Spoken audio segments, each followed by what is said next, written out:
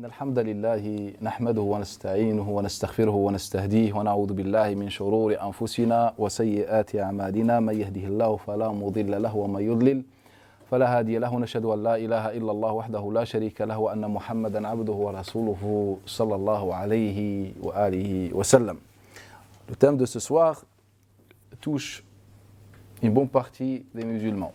Il concerne ce qui est ou bien il concerne tout simplement la préparation du mariage. Et donc on va essayer ensemble dans ce débat bi'idhnillahi ta'ala d'éclaircir Inch'Allah cette question, bien cette problématique bi'idhnillahi ta'ala. Mais ce qu'on constate, c'est que les musulmans, lorsqu'ils sont venus ici en France ou bien de façon générale en Occident, ce qu'ils ont ils sont venus avec leur tradition qui concerne le mariage. Et puis avec le temps, ces traditions, bien parfois, certaines traditions se sont transformées en religion. Et aujourd'hui, les jeunes, les nouveaux musulmans, se retrouvent face à cette situation. Ils ne font pas la différence entre ce qui est religieux et ce qui est religion, et ce qui est traditionnel ou bien de la culture. Donc, on va essayer d'aborder, Inch'Allah ta'ala, et de différencier ce qui est religion de ce qui n'est pas religion. Bi'idhnillahi ta'ala. Aujourd'hui, il y a une question qui se pose. La première question qu'on devrait se poser, et qui se pose, ce jeune-là, quand il veut se marier, il a, je pense, deux chemins pour croiser sa future femme. La même question pour la jeune fille qui veut se marier. On a généralement dans notre tradition deux façons. Soit on passe par la famille, donc la tradition, soit on passe par les connaissances ou par nos propres moyens. Par exemple, telle personne qui est proche ou quelqu'un nous propose une fille pour le mariage, ou le contraire, nous propose un frère pour le mariage. Donc généralement, soit on passe par la famille, soit on passe par nos propres moyens, nos connaissances, nos réseaux, etc. Bref. Et quand on passe par la famille, généralement, les jeunes sont confrontés à une situation difficile. C'est que souvent, les parents préfèrent ou bien les parents choisissent à notre place. Pourquoi ? Car les parents, généralement, ce sont des gens qui ont une expérience, qui ont un vécu, et donc, grâce à cette expérience et ce vécu-là, peuvent choisir pour nous ce qui est le mieux et le meilleur dans notre futur et à venir. Et donc, c'est pour ça, souvent, on voit des jeunes face à cette situation, que parfois des jeunes ne préfèrent pas les propositions venues des parents. Et donc là, lorsqu'on passe par les parents, donc généralement on a ce cas-là. Et quand on passe par nos propres moyens, et donc là on peut choisir, on peut décider. Donc c'est à nous de prendre la décision.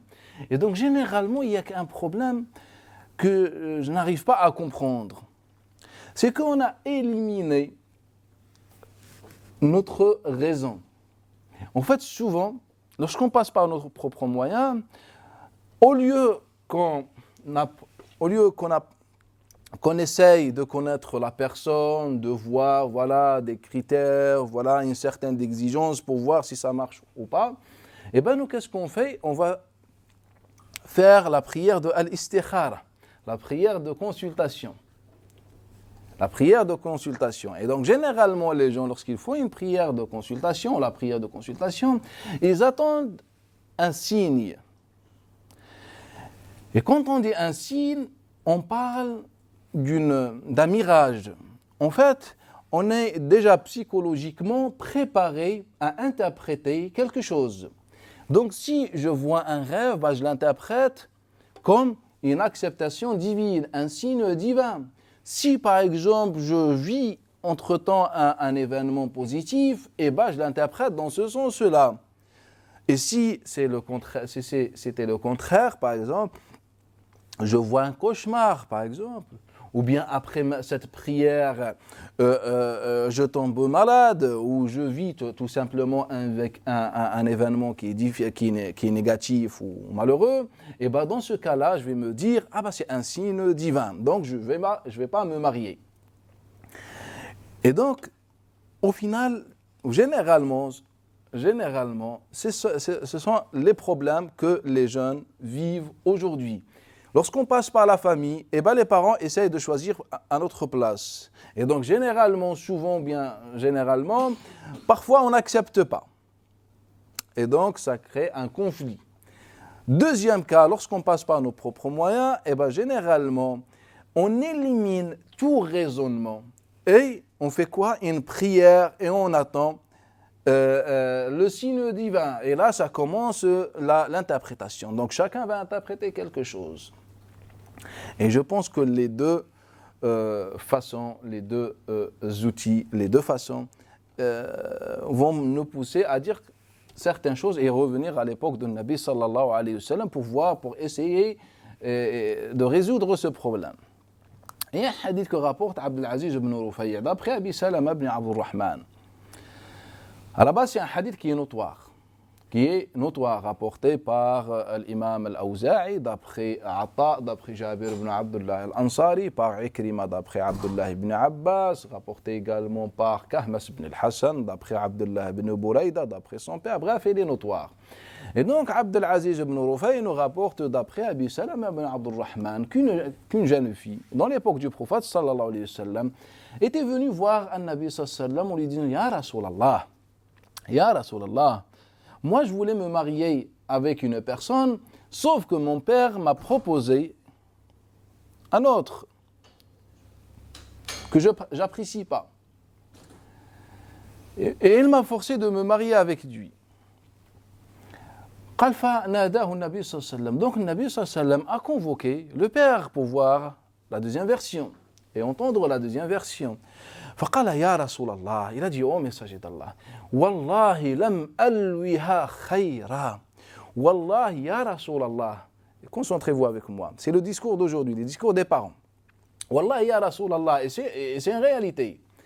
Ya Rasulallah, Wallahi, j'ai réservé aucun khayr. Ya Rasulallah, j'ai négligé aucun khayr. Ya Rasulallah, je n'ai voulu par cela que le khayr pour ma fille. Ce que cet homme dit au prophète sallallahu alayhi wa sallam. C'est-à-dire, ô messager d'Allah, si j'ai choisi cet homme pour ma fille, c'est tout simplement car je veux le khayr pour ma fille. Ce que les parents disent aujourd'hui et ils sont sincères dans cela. Maintenant, on va voir la réaction de Nabi sallallahu alayhi wa sallam. قال النبي صلى الله عليه وسلم لا نكاح لك. Premièrement, ton mariage est invalide. تزوجي بمن شئت. Marie-toi avec qui tu veux. Le mariage est invalide, marie-toi avec qui tu veux. Et dans l'autre version, le mariage est entre tes deux mains. Marie-toi avec qui tu veux. Est-ce que le Nabi sallallahu alayhi wa sallam a été convaincu par l'argumentaire de cet homme? Non. Même si cet homme était sincère, et cela est logique, c'est un papa, c'est un parent, eh bien la question ce n'est pas la sincérité, ce n'est pas l'intention. Est-ce que tu veux ou pas le khayr pour ta fille ou ton fils? La question, est-ce qu'il s'agit d'une décision convenable et de khayr pour ta fille ou ton fils, sachant que c'est lui ou c'est elle qui va se marier et ce n'est pas toi. Donc le Nabi sallallahu alayhi wa sallam va résoudre le problème de l'imposition des parents en une seule parole. Ton mariage est invalide. C'est-à-dire ton mariage est entre tes mains. Si tu veux l'accomplir, bismillah. Si tu veux l'annuler, il sera annulé ou bien il est annulé dans la même assise. Et marie-toi avec qui tu veux. Donc nous, dans les pays musulmans, on avait comme habitude que les parents choisissent pour les enfants il y a des années auparavant. Et c'était une tradition. C'était une tradition qu'on doit respecter. Chaque peuple a sa propre tradition. Ce qui est problématique, c'est que cette tradition s'est transformée en religion. en religion aujourd'hui. Aujourd'hui, il y en a qui pensent qu'il faut passer par les parents et que le mariage dépend de la décision des parents, alors que ce n'est pas le cas. Et souvent, on est face à un chantage, que les parents disent, voilà, si tu veux désobéir et être, voilà, maudit, le grand péché, et ça n'existe pas. La désobéissance n'existe que lorsqu'il s'agit d'un droit négligé. Droit des parents, qui est négligé par les enfants. Naam. Et là, la désobéissance, c'est aux parents. Maintenant, celui qui est en train qui commet le grand péché, ce n'est pas le fils ou la fille, c'est le père ou la mère. Celui qui impose une personne pour ses enfants. Et bien, c'est lui qui est dans la désobéissance. Pourquoi? Car il est en train de ne pas respecter le droit de son fils ou de sa fille. Ça, c'est la première chose. Donc, lorsque les parents choisissent pour nous, ils le font pour le khayr, pour notre khayr. Mais ça ne veut pas dire qu'il faut, voilà, même si on voit que ça ne va pas marcher avec cette personne ou que tout simplement on n'aime pas cette personne, et bien ça ne veut pas dire qu'il faut écouter les parents et il faut se jeter dans l'enfer ou dans les problèmes juste pour satisfaire ou bien pour ne pas être désobéissant. Ça n'existe pas dans notre religion. On a des textes qui parlent de la bienfaisance envers les parents, mais on a aussi également des textes qui parlent de la bienfaisance des parents envers les enfants. C'est équivalent, il n'y a pas que pour les parents. Et donc c'est un droit. Je peux dire à mes parents, je ne suis pas d'accord, et en toute sérénité, on discute, on échange autour de ce sujet jusqu'à ce qu'on trouve une solution. Mais au final, la seule décision qui sera retenue, c'est celle des enfants. Garçon ou fille, ce n'est pas celle des parents. Et les parents ne sont là que pour donner leur bénédiction à ce mariage-là. Ce n'est pas pour imposer ce mariage-là. Lorsqu'une femme était venue voir le Nabi sallallahu alayhi wa sallam, dans le hadith de Malik, d'après Abi Hazim ibn Dinar, d'après Sahl ibn Sa'd al-Sa'idi, elle dit, Ya Rasulallah, je suis venu pour me marier, ou bien je me donne à toi, Ya Rasulallah, si cela t'intéresse. Nabi sallallahu alayhi wa sallam n'a pas voulu. Un homme se lève, il dit, Ya Rasulallah, j'aimerais bien me marier avec elle. Nabi sallallahu alayhi wa sallam lui a dit, voilà, dans cette assise, voilà, on va faire le mariage. Ce n'est pas plus compliqué que ça. Il lui a dit, qu'est-ce que tu peux donner comme dot? Voilà, il y a déjà des témoins. Cette femme, si elle est venue, elle est sûre d'elle.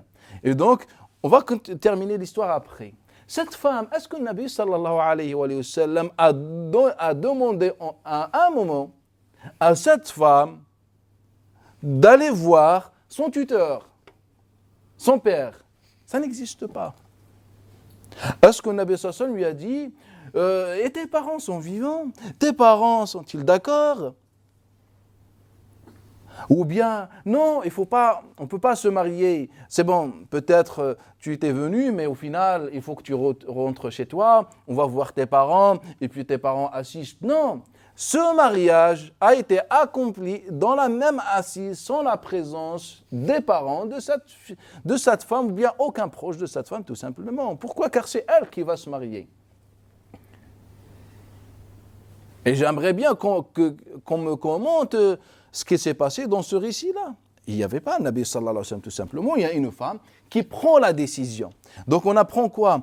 Qu'en islam, que dans la vision islamique de façon générale, la femme peut aussi faire le premier pas, elle va chercher son futur mari tout simplement.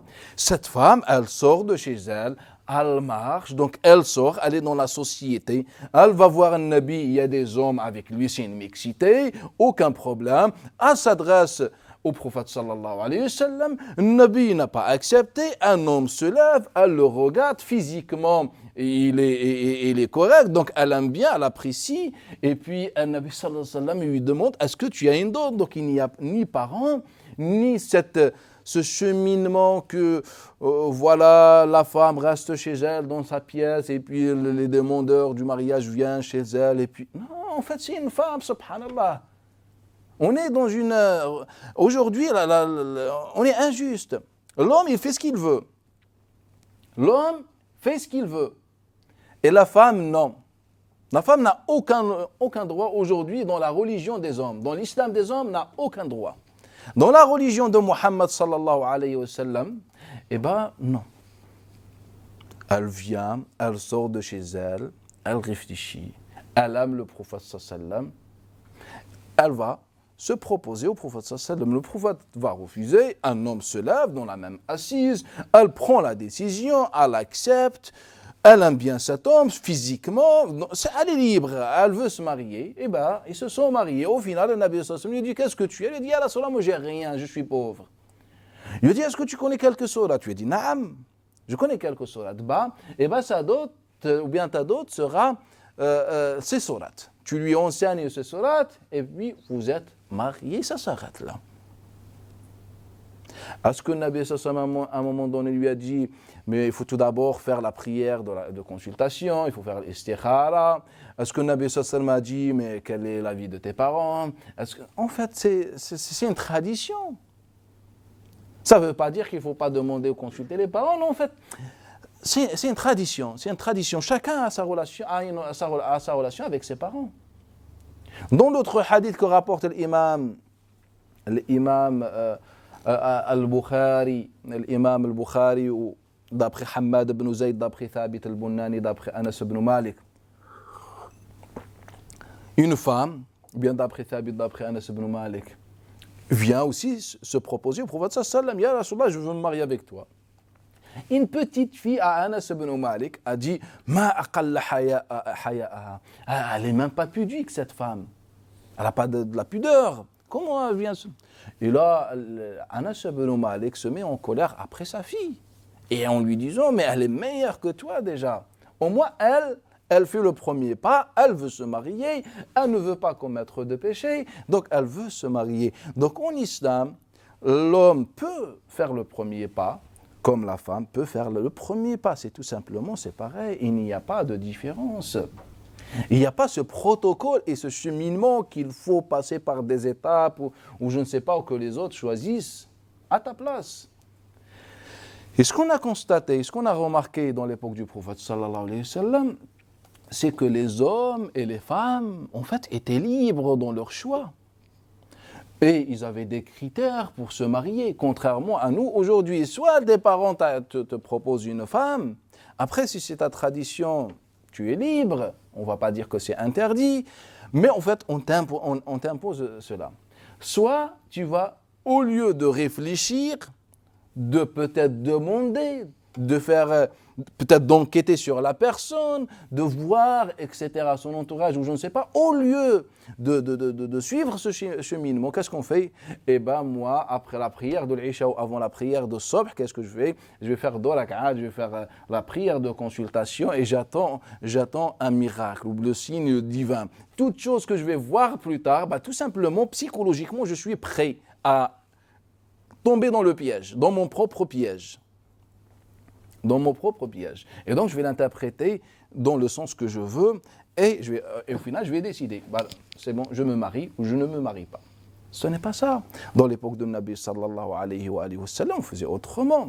L'imam, ya Allah, Ibrahim ibn Maysara, comme il rapporte Abdul Razak d'après Ma'mar, d'après Ibrahim ibn Maysara. Ibrahim ibn Maysara, un jour, avec une petite histoire, a assisté à une histoire, à un événement. C'est qu'il y avait une femme qui aimait un jeune homme.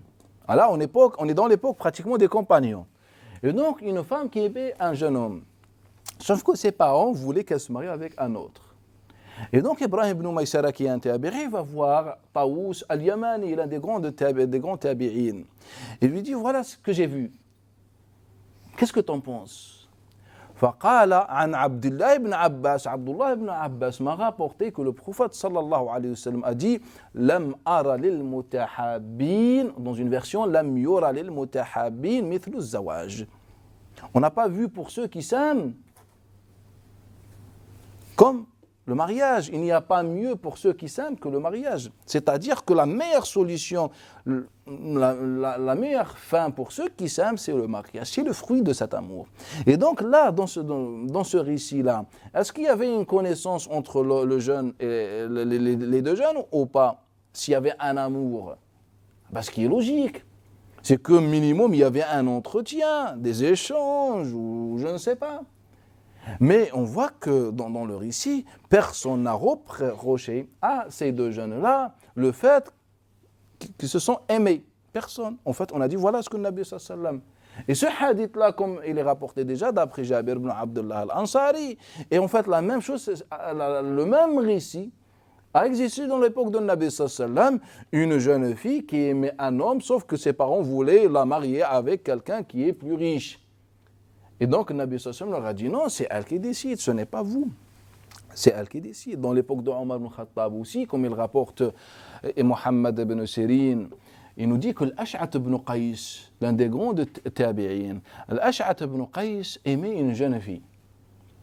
Il aimait une jeune fille. Et tellement il l'aimait, il lui a dit Laki al-hukm. C'est-à-dire, voilà, il lui a dit voilà, on se marie. Mais c'est à toi de décider la valeur, de préciser la valeur de la dot. Tu ne me consultes même pas.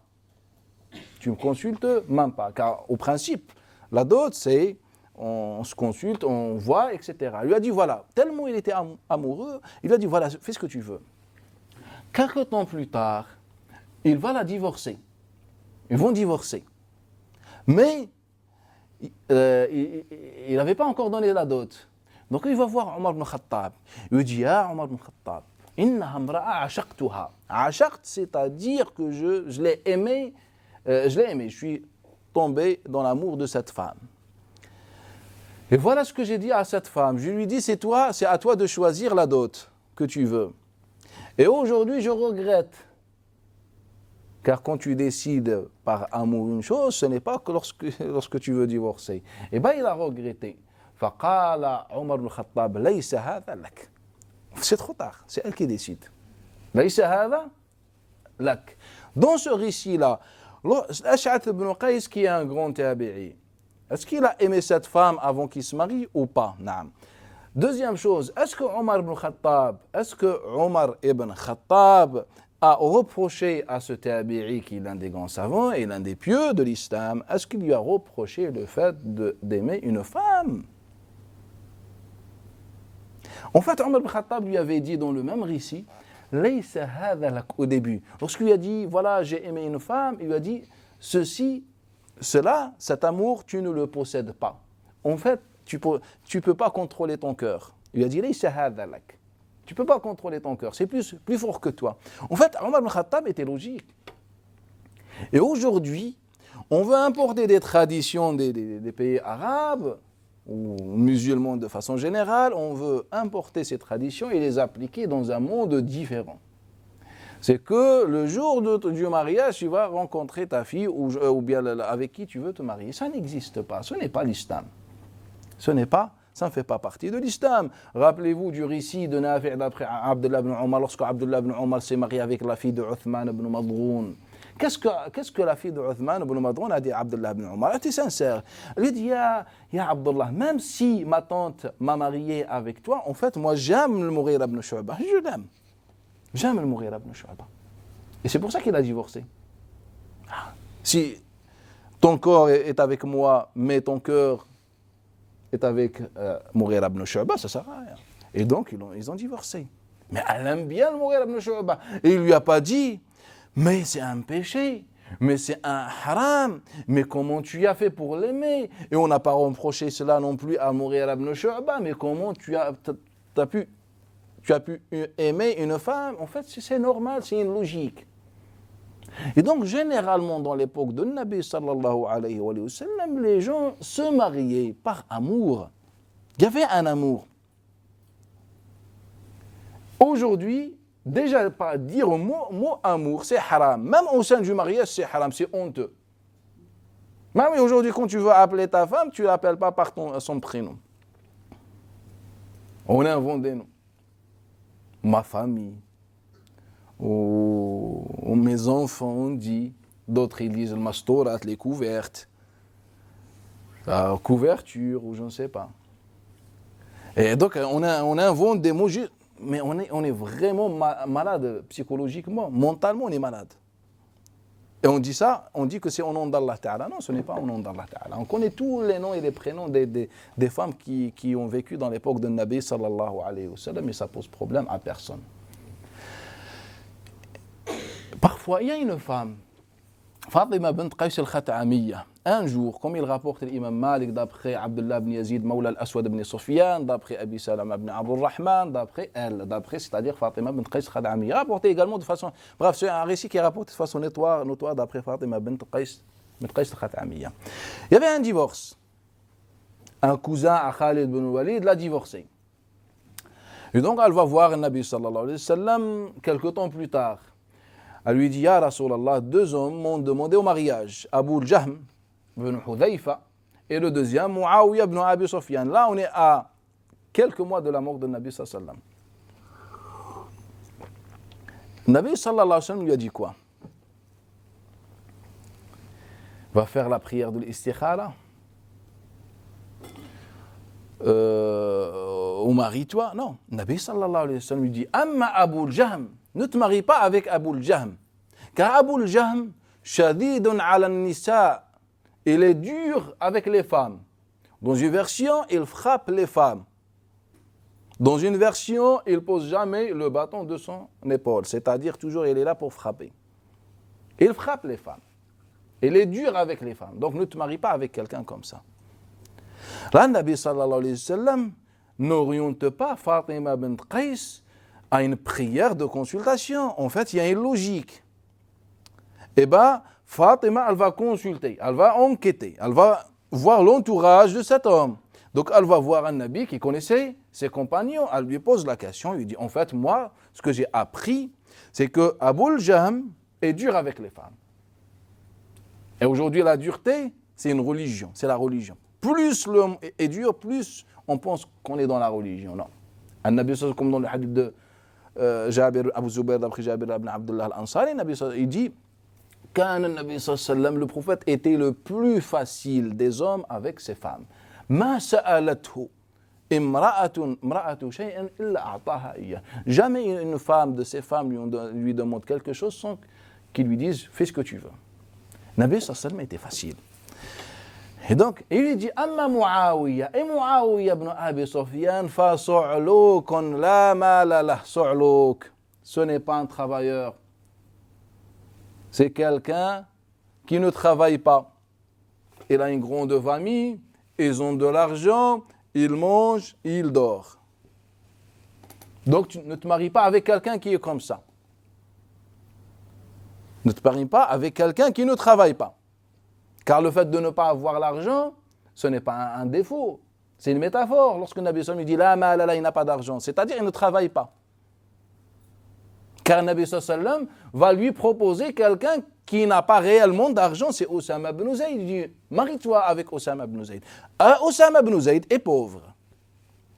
Donc lorsque le Nabi sallallahu alayhi wa sallam dit à Fatima que Muawiyah n'a pas d'argent, il ne parle pas de l'argent. En fait, il ne fait pas d'effort, de cause pour avoir l'argent. Pour sa famille et pour lui-même. En fait, c'est un fardeau. C'est un critère. Il ne lui a pas dit, eh bien dans ce cas-là, pourquoi tu ne fais pas la prière de l'istikhara et tu vas voir un signe qui t'oriente vers Muawiyah ou vers Abu Jahm ou Osama ibn Zayd ou n'importe qui. Non, en fait, il y a une logique. Il y a une logique. Quelqu'un qui ne travaille pas, ça ne veut pas dire qu'il n'a pas trouvé un travail, quelqu'un qui ne travaille pas. On sait que telle personne ne travaille pas, c'est quelqu'un qui ne veut pas travailler, voilà, il veut que dormir. Eh bien, il est interdit en islam de lui donner une fille au mariage.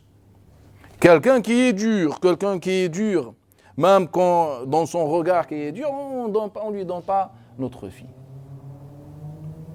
On ne lui donne pas notre fille. En fait, il y a des critères.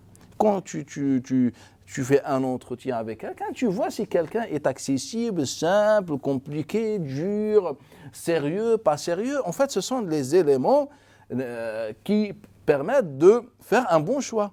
Et ce n'est pas une prière de consultation comme les musulmans font aujourd'hui. Car aucun compagnon n'a fait dans sa vie une prière de consultation pour se marier. Il n'existe pas. Je peux vous donner des milliards d'années pour me trouver un texte qui a l'odeur d'authenticité, qui parle d'un compagnon qui a fait la prière de consultation avant son mariage. Bismillah, je vous écoute.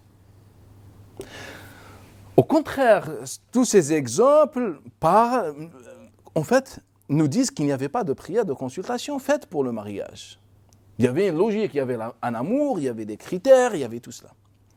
Lorsque Jabir ibn Abdullah al-Ansari s'est marié, comme il rapporte Abu Zubair d'après lui, Ata ibn Abi Yassar d'après lui, Muharib ibn Dithar, Salim ibn Abil Ja'd et d'autres, tous nous rapportent d'après Jabir ibn Abdullah. Et il s'est marié.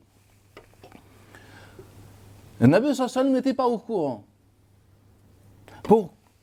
Ce récit nous montre aussi que le mariage ne doit pas être... Il ne faut pas compliquer le mariage, c'est simple.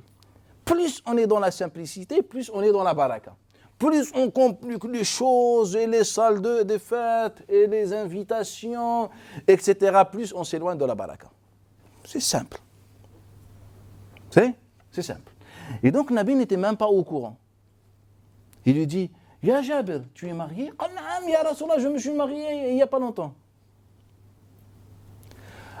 L'imam Malik, d'après Ja'far al-Sadiq, d'après Muhammad al-Baqir, d'après Jabir ibn Abdullah, un jour, Abdurrahman ibn Aouf, le compagnon, vient voir le Nabi sallallahu alayhi wa sallam avec des traces du maquillage sur lui.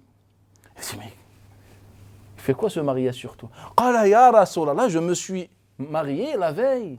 Abdurrahman ibn Aouf est un compagnon proche ou pas? Non, c'est un ancien, c'est un grand compagnon. Mais le Nabi n'était même pas au courant que Abdurrahman allait se marier. Et il s'est marié sans même inviter un Nabi sallallahu alayhi wa sallam. C'est simple, c'est une affaire privée, familiale, personnelle. Aujourd'hui, il y a des gens qui se marient dans les mosquées. Ils se marient dans les mosquées. C'est de la honte, ce n'est pas l'islam. La mosquée, ce n'est pas une église ou je ne sais pas. C'est une mosquée. Et donc les gens, ils viennent se marier ici. Mais en fait, la femme, elle n'est même pas là.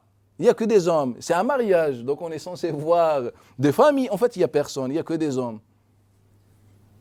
On dirait un jumu'ah. Ils n'ont que le bâton comme ça pour dire, voilà, c'est un jumu'ah a été déplacé. Et donc, il n'y a personne, il n'y a aucune famille, il n'y a aucune musique, il n'y a aucun chant, aucune fête, rien du tout. Il y a un couscous. Un couscous. Non, le couscous au bled, on le fait pour les morts. Les jours de deuil, on le fait uniquement pour ça. Quand il y a le jour de l'enterrement, ou bien un deuil, ou bien un décès, eh ben, les gens font al couscous. Sinon, les mariages, les gens font des différents repas. Là, ils sont contents, subhanallah, ils sont heureux, tu viens me ramener le couscous. Il y a des boissons, il y a tout ce qu'il faut. Nous, on ramène un énorme couscous et on fait le mariage à la mosquée. Mais il n'y a personne, il n'y a que des hommes. Il n'y a que des hommes. Ce n'est pas le mariage.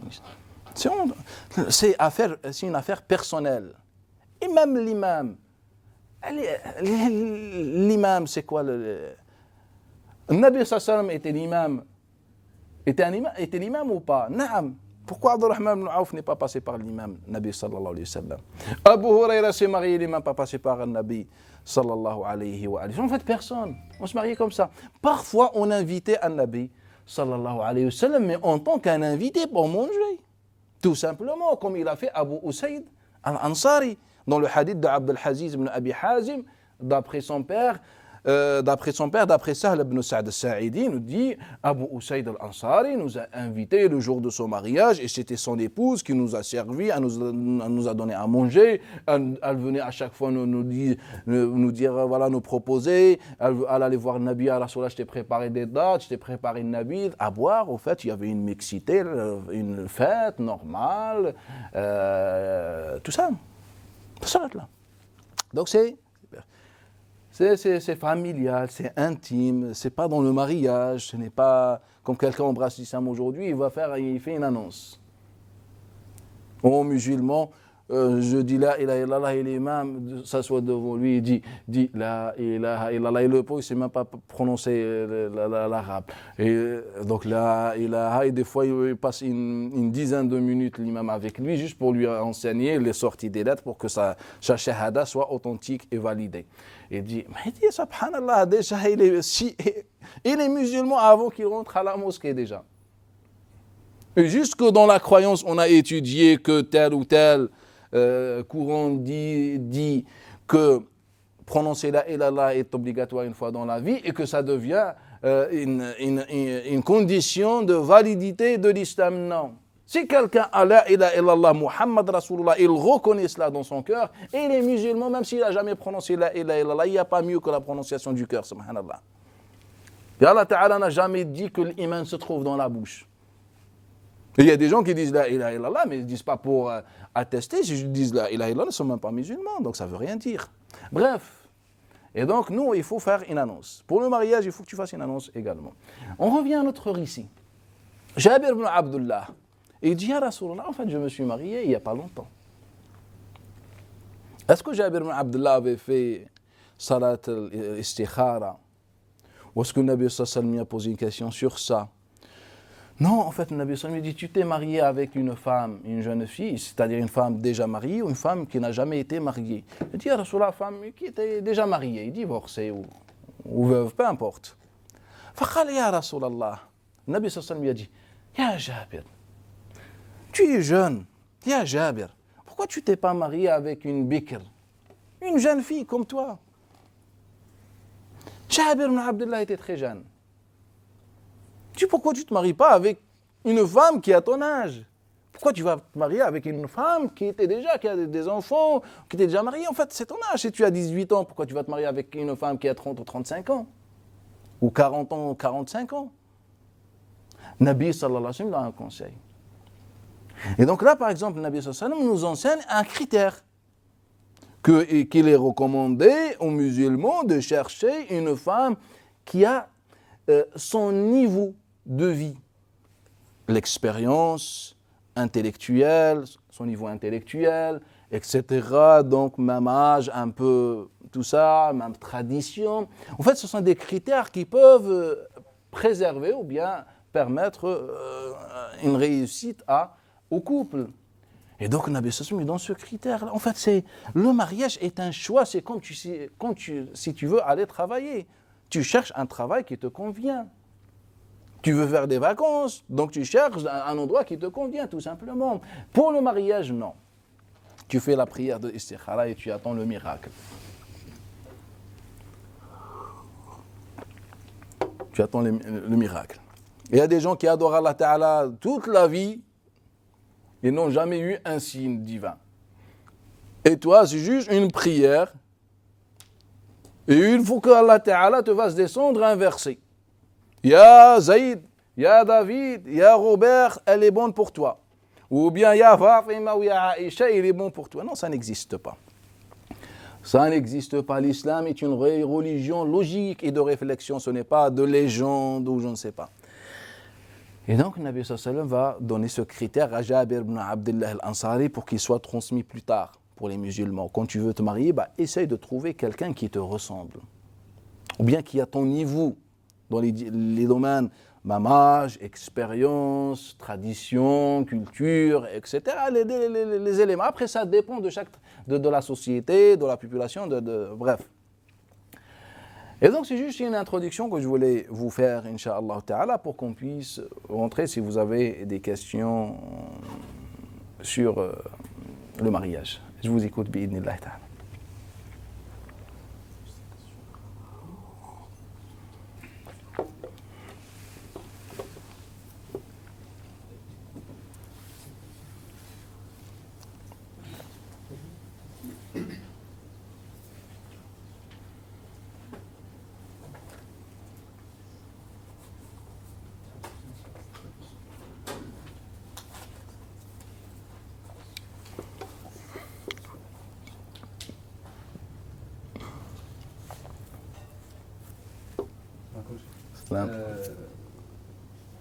Vous n'avez pas mentionné le fait de... En fait, il y a quelque chose que je ne comprends pas, même en fait, dans la vie pas de votre avis, mais dans la vie des écoles ou autres, sur le fait de partir voir le père ou l'accord du père. Mais si, donc déjà, si l'homme il veut se marier avec une non-musulmane, il faut qu'elle soit déjà dans les gens du livre. Et ensuite, donc est-ce qu'il doit aller voir le père ou est-ce qu'il faut que le père il est même pas au courant et il faut qu'il y ait un mahram, entre guillemets un mahram musulman pour une fille qui en fait dont l'islam n'est pas... C'est ça ma première question. En fait, Elle est où la logique en fait? donc, en fait, la vie majoritaire dit quoi? Une convertie, donc ses parents, sa famille n'est pas musulmane, généralement. Et donc, Allah Ta'ala dit donc on a pris un verset qui n'a aucun rapport avec le sujet, on l'a appliqué. Qu'Allah Ta'ala ne donne pas d'autorité aux kuffars sur les musulmans. Et le fait de voir les parents, c'est des kuffars et elle, elle est musulmane, donc c'est une apostasie chez certains, d'autres c'est un grand péché. Et donc dans ce cas-là, et donc on ne peut pas non plus aller voir la femme, car la femme ne peut pas prendre la décision elle-même, il faut qu'elle passe par un tuteur. Et donc dans ce cas-là, le tuteur c'est l'imam de la mosquée. Ou bien un musulman qui s'engage volontairement de faire son tuteur. Et donc aujourd'hui, tu veux te marier avec une convertie, en fait, il ne faut même pas la prévenir. Je désigne alors, Bismillah, tu peux faire le tuteur, tu me dis Naam, eh bien Bismillah. Est-ce que tu acceptes à marier la fille avec telle personne? Tu dis Naam, et puis on lui envoie un message, tu es marié, et donc elle va faire, comme on dit, Zahrit, elle va être heureuse, et toi heureux, et c'est bon, c'est ça le mariage. Et donc tout simplement, non, en fait tu vas voir, c'est la fille, c'est elle qui décide, c'est elle qui se marie. Oh, ça j'avais bien compris. Allah Ta'ala dit n'empêchez pas les femmes de se marier. Et le sujet du verbe ici, c'est la femme, c'est elle qui se marie. Ce n'est pas toi qui se marie, ou bien qui te marie. C'est elle, c'est la fille qui se marie. C'est elle qui décide. Non. Ensuite, donc pour ceux qui veulent se marier, on a le choix de la femme. Donc des fois, c'est pas le choix du cœur en premier, on penserait que ça soit, comme vous avez dit, le choix du cœur, etc. Que ça peut être un critère. Mais on a le hadith du prophète sallam, les 4 critères d'après Abu Huraira, les 4 critères, 4 qualités qu'il faut rechercher. Donc on épouse une femme pour l'une des 4 qualités, richesse, noblesse, beauté et piété. Choisis celle qui est pieuse. Puisse tes mains ne recueillir que poussière. En fait, moi ça, je l'ai vu qu'ici en France, ce problème. Dans toute ma vie, dans tous les mariages que j'ai vus ou j'ai entendu parler, bref, dans la tradition, et partout dans le monde musulman, en fait, il n'y a pas ces critères-là. En fait, les parents choisissent une proche, une cousine, par exemple, ou bien ils ont des proches, des amis, des connaissances, ils connaissent une femme, voilà, on se marie, ça s'arrête là. Ça s'arrête là. Il y a des critères retenus dans la tradition, bref, mais ça n'a aucun rapport avec cela. En fait, ça, et parfois je me dis, parfois rester ignorant, c'est mieux que d'apprendre des choses qui ne sont pas bonnes. Moi, je préfère rester ignorant comme ça et de faire comme, quand je dis ignorant avec relativité, c'est notre jugement au final. En fait, les ignorants sont nous. Et donc, je préfère rester donc entre nous ignorants et de me marier dans ma tradition simple que d'aller voir une sœur, un frère. En fait, le concept, le mot sœur et frère, en fait, c'est sectaire dans le sens que, en fait, c'est l'islam. Il n'y a pas frère et sœur. Car le frère, aujourd'hui, s'applique sur qui? Celui qu'on considère nous comme pratiquant avec une barbe et un siwak, c'est ça généralement. Et la sœur, c'est qui? Ce n'est même pas la femme qui est voilée. La sœur, réellement dans l'utilisation, même dans les tendances, ces idées islamistes, en fait, la sœur, c'est celle qui porte le voile décrit d'une façon particulière.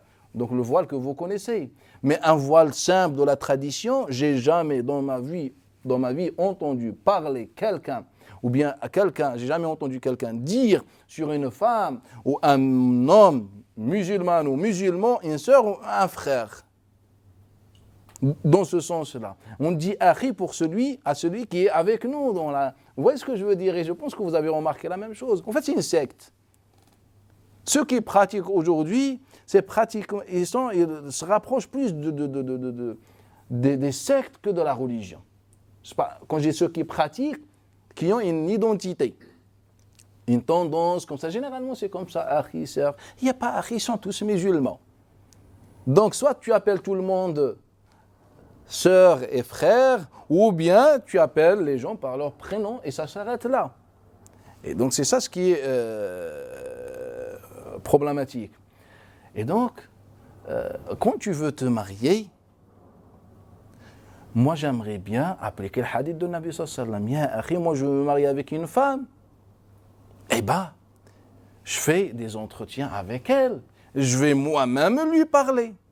Une femme veut se marier avec un homme, elle aime bien, eh ben, elle fait le premier pas, elle va le voir. Ils veulent le khayr.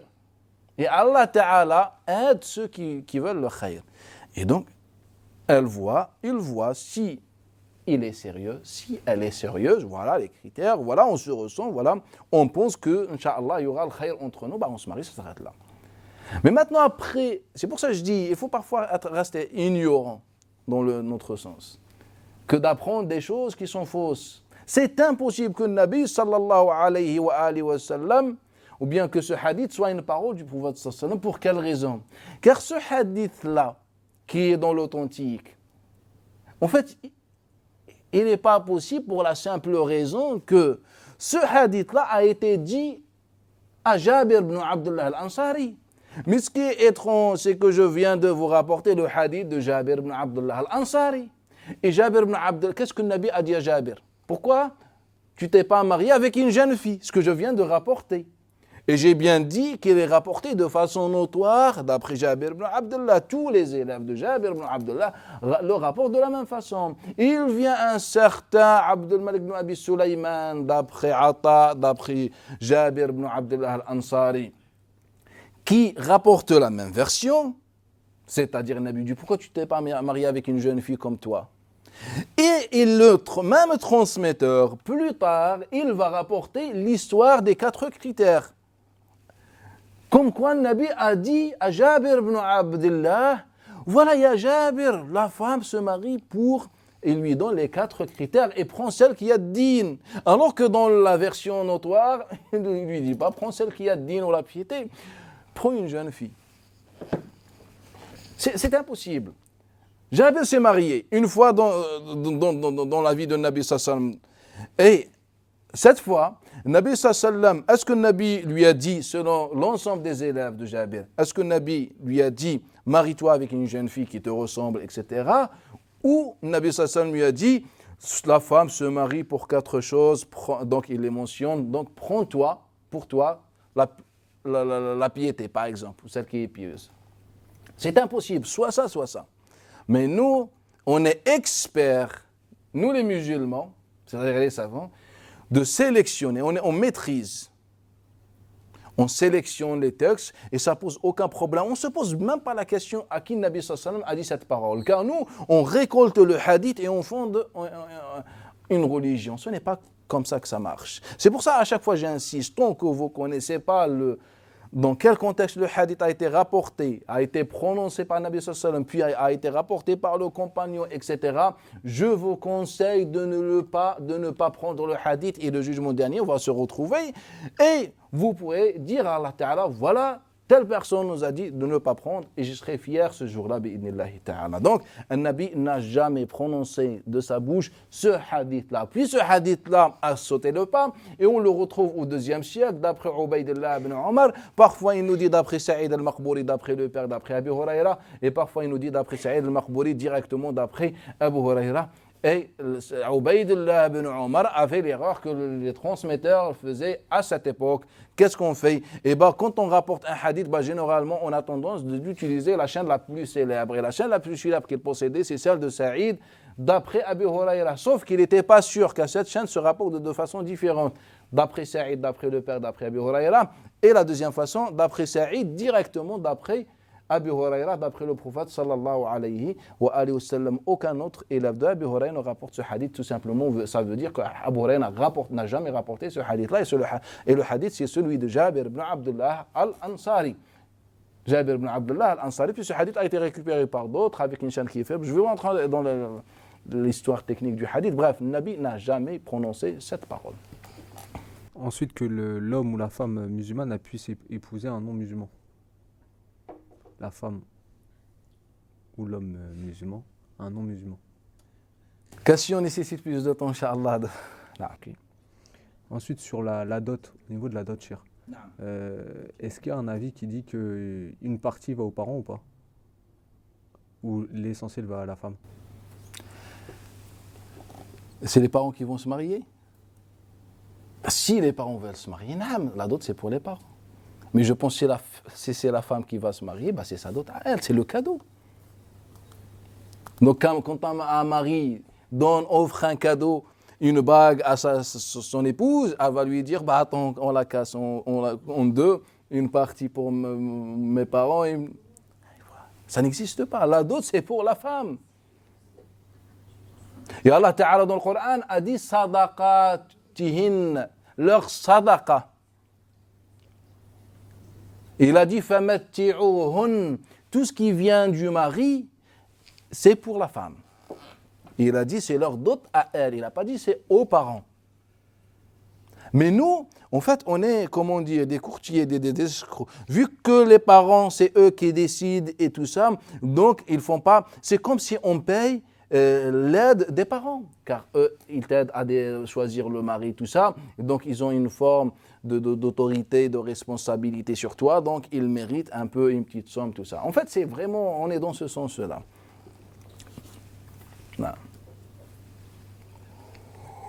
Ensuite, sur le changement du nom de la femme, est-ce qu'il est autorisé ou pas lors d'un mariage?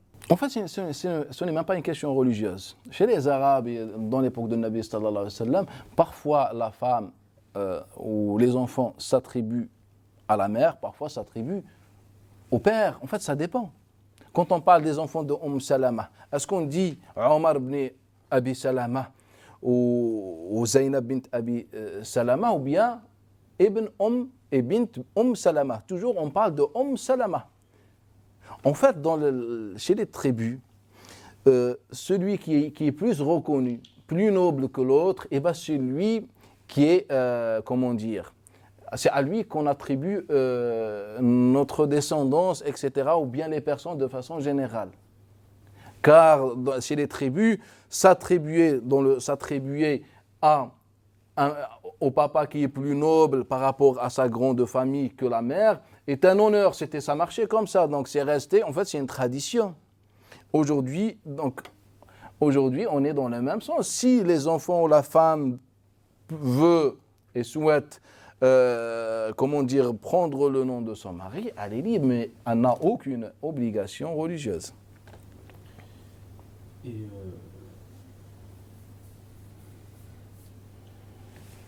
sur le fait de choisir, il y a l'avis, j'ai lu dans l'école maïkite, qui dit que limiter le choix sur l'aspect religieux. Et il s'appuie sur Ibn Abi Talib, Ali Ibn Abi Talib, on va dire l'anneau, qui a dit les gens sont dignes les uns des autres, arabes ou non-arabes, Quraïsh ou hachimites, tant qu'ils sont tous musulmans et croyants. Et il s'appuie sur ça pour dire que l'on choisit. Mais c'est quoi le rapport? C'est quoi le rapport? En fait, Ali ibn Abi Talib parlait dans le sens, si on parle de l'authenticité, en fait, l'histoire de l'équivalence entre, les critères de l'équivalence, c'était un sujet beaucoup traité, abordé à l'époque. Même si elle est fausse la parole, mais de toute façon, on a de nombreuses paroles de Omar ibn Khattab ou de différents compagnons dans ce sens. Car les nouveaux musulmans pensaient qu'ils étaient inférieurs aux musulmans arabes. Donc ces compagnons voulaient dire voilà qu'ils sont tous pareils. C'est-à-dire que c'est comme un prédicateur fait un discours et il nous dit voilà, on est tous musulmans. Est-ce que ça veut dire qu'il parle en fait, on est tous musulmans, arabes ou non arabes, blancs, noirs, on est tous musulmans, c'est dans ce sens-là. En fait, il ne parle pas d'une question juridique ou tout ça. Et dans la logique, si on cherche à établir un jugement en islam, on ne va pas commencer par le compagnon. L'ordre, c'est le Coran, le hadith, puis tu me parles des compagnons. On a ni le Coran ni le hadith de Nabi sallallahu alayhi wa sallam sur cette question. On a bien vu que Fatima ibn Qais, la Khat'amiyya, s'est mariée avec Osama ibn Zayd. Elle vient d'une grande tribu de Khath'am et lui, il vient de quoi? C'est un esclave. Non. Et j'ai une dernière question sur un hadith ou une parole d'Ahmed, rapporté par Ahmed et Abu Daoud. Épousez la femme affectueuse et féconde, car je voudrais par vous, surpasser en nombre les autres communautés le jour du jugement dernier. Ce hadith-là nécessite quand même une assise, car c'est un hadith qui a beaucoup impacté dans le sens négatif les musulmans. C'est un hadith qui est rapporté d'après beaucoup de compagnons. Tazawwajul wadud al-walud fa inni mukathirun bikum al-umam. Mariez-vous avec celle qui porte beaucoup d'enfants et tout ça, car c'est dans ce sens-là. Et c'est un hadith qui est inventé tout simplement. Et déjà, comment tu vas savoir si une femme peut porter beaucoup d'enfants ou pas? Et donc, je vous donne la réponse. En fait, c'est dans la tribu, si on voit que sa sœur, sa cousine, sa mère, etc., voit ses proches portent beaucoup d'enfants, donc on déduit qu'elle peut aussi porter des enfants. Et puis, on a même parlé un petit peu légèrement de ce hadith-là, parce qu'on a parlé je ne sais pas de quel sujet, mais bref, il y a de nombreux hadiths qui sont pratiquement... En fait, c'est le même hadith. Et qu'à la fin, il dit, Nabi sallallahu alayhi wa sallam, marie-toi avec une noire qui porte, ou bien de se marier avec une noire qui porte des enfants, vaut mieux de se marier avec une blanche. Ça veut dire quoi? Ça veut dire de se suicider en se mariant avec une noire qui porte des enfants, c'est mieux que de se marier avec une blanche. Ça veut dire en fait... C'est le racisme. Ça veut dire quoi? C'est du racisme. Et donc on a un hadith notoire. En fait, c'est le même hadith. Mais ça nécessite quand même une assise, Inch'Allah, pour qu'on remonte, Inch'Allah, à l'origine et comment ce hadith a été inventé. Naam. Cheikh, une question. Donc, c'était pour quand il y a la rencontre entre l'homme et la femme qui ne sont pas encore mariés. Est-il vrai qu'elle a le droit d'enlever son voile pour que l'homme puisse se faire une idée sur elle? Et naam. En fait, le voile est obligatoire. Et donc, ce n'est pas dans une rencontre, ou bien ça ne va pas devenir autorisé pour une simple rencontre pour le mariage, car l'islam dépasse la question des cheveux, car les cheveux ne sont pas problématiques. En fait, le mariage, dépend d'une connaissance mutuelle de personnes, etc. Donc, ce n'est pas question du mariage. On n'a pas le droit ou bien la femme n'a pas le droit de retirer son voile pour faire une rencontre. Mais il y a un hadith dans ce sens-là. En fait, les hadiths dans ce sens n'a pas qui parlent de retirer le voile, mais de la possibilité de voir la fille. En fait, il y a un hadith de Mughira ibn Shu'ba qui nous dit que celui qui veut se marier, il peut voir sa femme, ou bien sa future femme. Et donc, les fuqaha ont déduit quoi? Ils ont déduit que le minimum ou bien le maximum autorisé, c'est voir la femme. C'est qu'à la base, la femme est un fantôme. Il ne faut pas le voir. Mais il y a une nécessité dans le mariage. Donc tu peux de loin, avec la présence de l'mahram, voir le visage de ta femme, ta future femme. Ils ont déduit ça. Mais en fait, on peut déduire ça si on ne réfléchit pas. Si on met notre raison de côté, on ne réfléchit plus, là on comprend ça. Mais si on réfléchit, on ne peut pas comprendre ça. Pour quelle raison? Car Mughira ibn Shu'ba, comme il rapporte Ma'mar d'après Thabit al-Bunani, d'après Bakr ibn Abdullah al-Muzani, lorsqu'il est parti voir le Nabi sallallahu alayhi wa sallam, en fait il est parti se plaindre. Car les gens de Medina étaient beaucoup influencés par les Juifs et la culture juive, qui avait une vision d'infériorité sur la femme, que la femme ne valait rien du tout. Et que la femme, tout ça, les Médinois, dans la tradition, étaient beaucoup influencés par ça, contrairement aux différentes tribus. Donc, le Mughira ibn Shu'ba, qui n'est pas médinois, il dit, voilà, ya Rasulallah, moi j'ai aimé une personne, ou bien, voilà, j'apprécie une femme. Et là, le Nabi sallallahu alayhi wa sallam, il a dit, est-ce que tu l'as vue? Comment je vais la voir? Il a dit, va la voir. Donc, il va la voir. Il arrive, il frappe à la porte, les parents lui disent, qu'est-ce que tu fais? Et il leur dit, et voilà, je voudrais voir votre fille. Là, comment ça tu veux voir la fille? La guerre, il y avait pratiquement, ils ont failli annoncer une guerre, une bataille. Bismillah, une razwa, il devient razwa célèbre. Il dit, non, en fait, le Nabi m'a dit, je peux voir. Ils n'ont pas aimé cela, le fait de voir la fille. En fait, tu te maries avec un fantôme. C'était la culture juive qui était encore présente dans la tradition chez les musulmans de Médine. Et donc, la fille, a entendu le hadith de Mughira ibn Shu'ba. Elle lui a dit comme ça, si c'est vraiment le prophète qui a dit ce hadith-là, eh ben tu peux me voir. Si c'est vraiment le hadith. Donc c'est vraiment, ça nous dérange.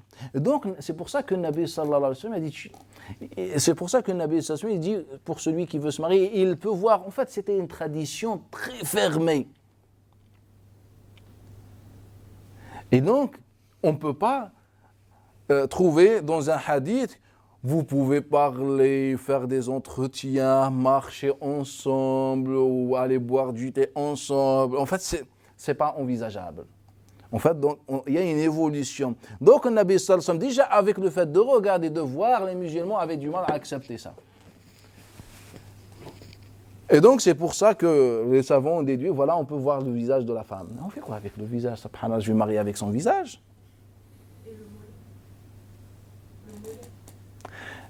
Je préfère pas ouvrir ça. Naam. Et donc, ça naam. Le salam là. Je vais revenir sur la salle istikhara, puisque vous avez dit que les compagnons ne faisaient pas pour le mariage. Dans ce cas-là, à quel moment la faire? Pour quel sujet?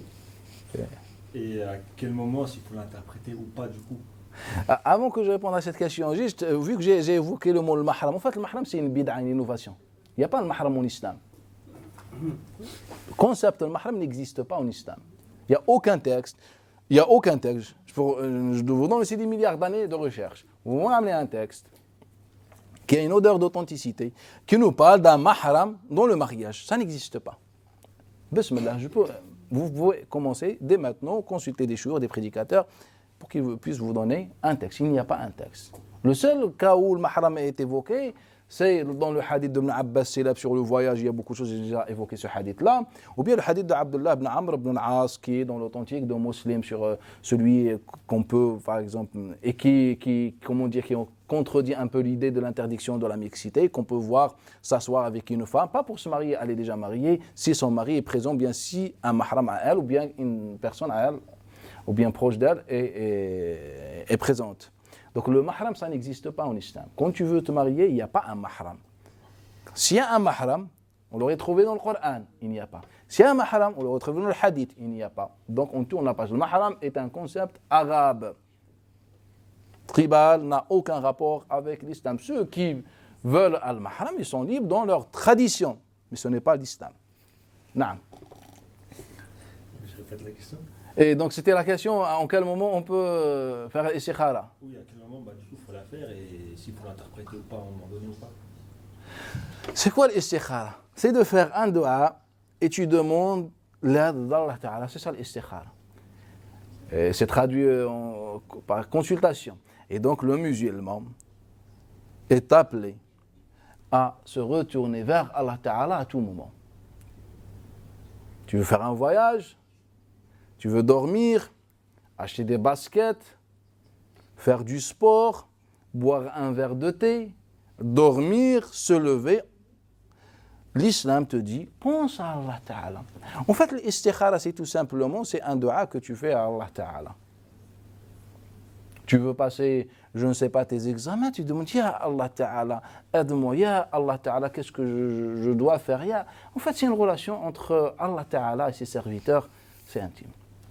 Mais l'istikhara, ce n'est pas un protocole, un rituel qu'on fait avant de prendre des décisions, etc. Le musulman doit, ou bien il est appelé à faire dua. En fait, il n'y a pas meilleur consultant qu'Allah Ta'ala. Donc on demande à Allah Ta'ala, puis je consulte les autres, ou ceux qui ont l'expérience, ou les experts, et puis je réfléchis, et puis bismillah, et je commence toute chose. Donc la première chose, l'istikhara n'est qu'une demande, qu'un dua. Deuxième chose, il n'y a pas une suite de l'istikhara. Il n'y a pas une suite. Quand tu fais une dua, moi j'ai demandé à Allah Ta'ala quelque chose, donc je vais m'asseoir et attendre. En quel moment ça va se réaliser? Non, je fais ma vie. Tu sais, il n'est pas réalisé aujourd'hui, le lendemain, c'est pas le lendemain, au jugement dernier, ou la tombe, ou je ne sais pas, c'est Allah Ta'ala qui fait. En fait, déjà, dua, c'est une relation avec Allah Ta'ala. Et donc, il n'y a pas une suite. Et donc, il n'y a pas un signe à attendre. Et je peux vous assurer que les compagnons n'ont, dans leur vie, jamais fait une prière qui s'appelle la prière de consultation. Moi, je suis étonné comment les musulmans, plus tard, sont devenus plus savants que les compagnons et plus pieux que les compagnons. C'est une question, je pense, qu'elle est intéressante. Aucun compagnon n'a fait une prière qui s'appelle la prière de l'istikhara. Aujourd'hui, c'est la mode. Tu veux éternuer, il faut que tu fasses la salat l'istikhara. Tousser, la salat l'istikhara. Et donc on est rentré dans les légendes. Les compagnons n'ont jamais fait dans leur vie une prière qui s'appelle la prière de l'istikhara. Jamais dans leur vie. Faites des recherches. Vous allez me dire, Abu Bakr as-Siddiq avait une prière de l'istikhara, c'est faux.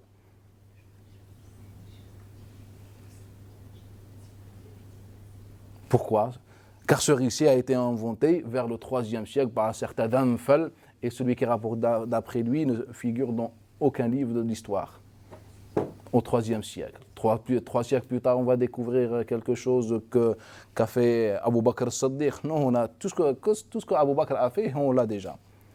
Vous allez me dire qu'Abdullah ibn Mas'ud, c'est un mensonge. C'est Layth ibn Abi Sulaym qui le rapporte, et de celle qui le rapporte, et lui, il est faible.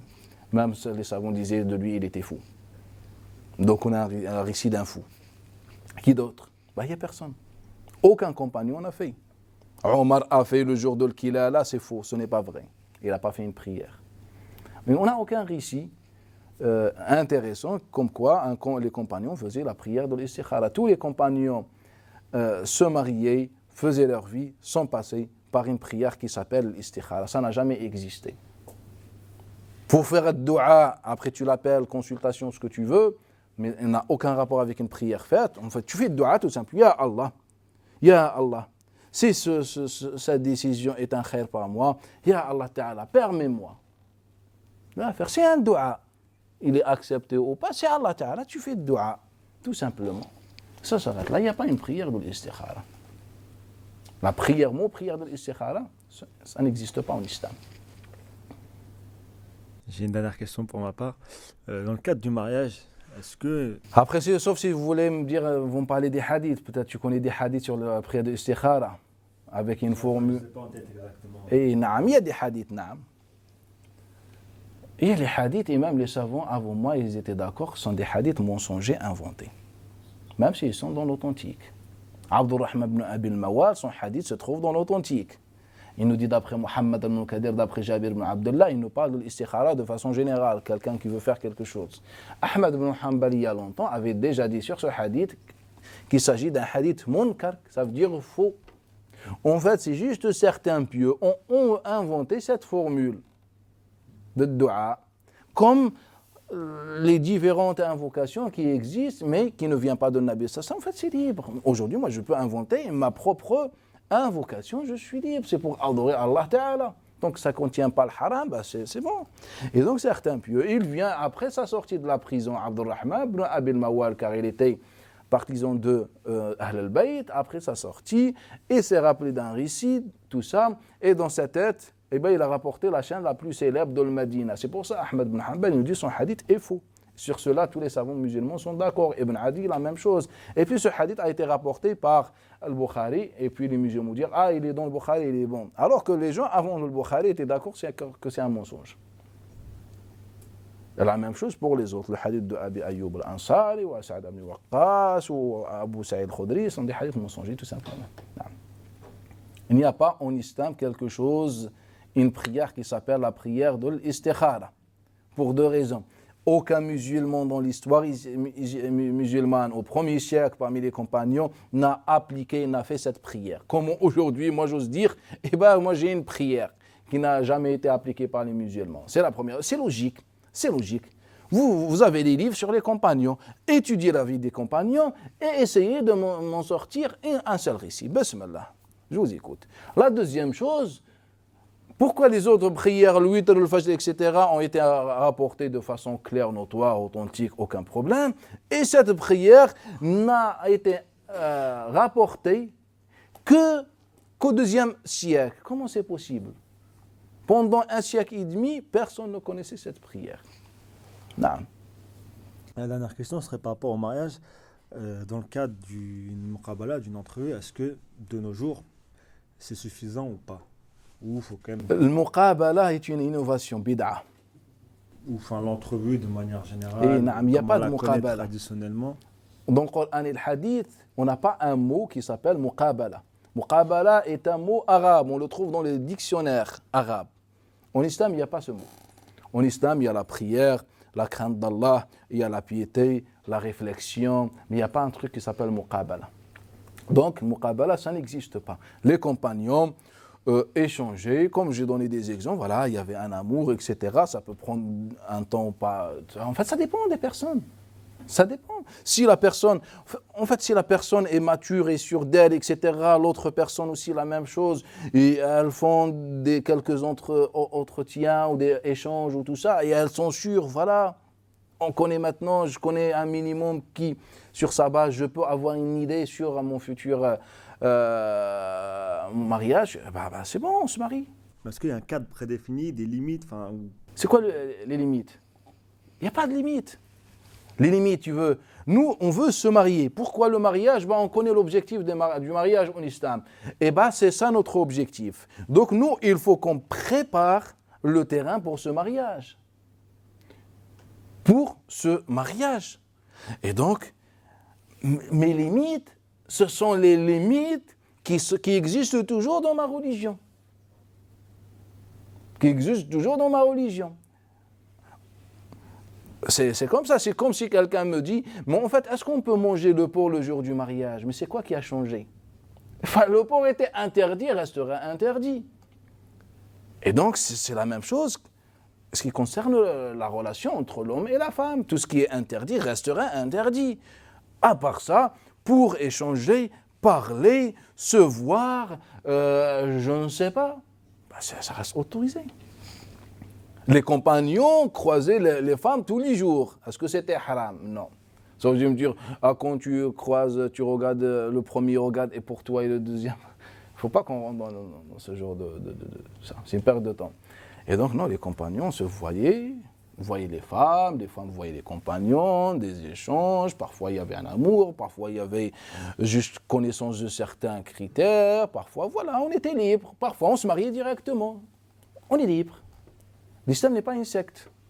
D'accord, mais pas besoin forcément qu'il y ait un tuteur ou quoi que ce soit. Ça n'existe pas en islam quelque chose qui s'appelle tuteur. Le tuteur, c'est pour les malades mentaux. Quelqu'un malade, Allah ghalab. On a un tuteur pour gérer ses biens. Naam, ça c'est ce qu'on a dans l'islam. Réciter Surat An-Nisa, les femmes. Allah a parlé des tuteurs. Et Allah t'a dit,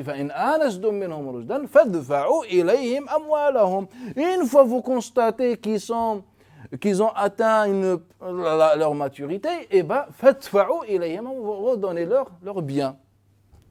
C'est dans ce cadre-là que le tuteur existe. En dehors de ça, dans notre religion, moi je ne connais pas un texte dans lequel Allah parle des tuteurs. En dehors de ça. Dans ce cas, les hadiths, dans quel sens ils vont quand ils disent il faut parler à une femme qui est en présence de... Il n'y a pas un hadith en fait. Ouais, après... Il n'y a pas de hadith. Il faut pas avec une femme dans la présence d'un homme, il n'y a pas un hadith comme ça. Même qui peut se rapprocher de ce sens-là, ça n'existe pas. Sinon, je l'aurais trouvé il y a longtemps. Il n'y a pas. Sauf peut-être s'il y a un manuscrit qui se trouve sur la Lune, Allah, là, je ne sais pas. Mais ce qui est sur Terre, aujourd'hui sur Terre, qu'il soit manuscrit ou je ne sais pas, je suis sûr et certain qu'aucun hadith n'a échappé de ma connaissance.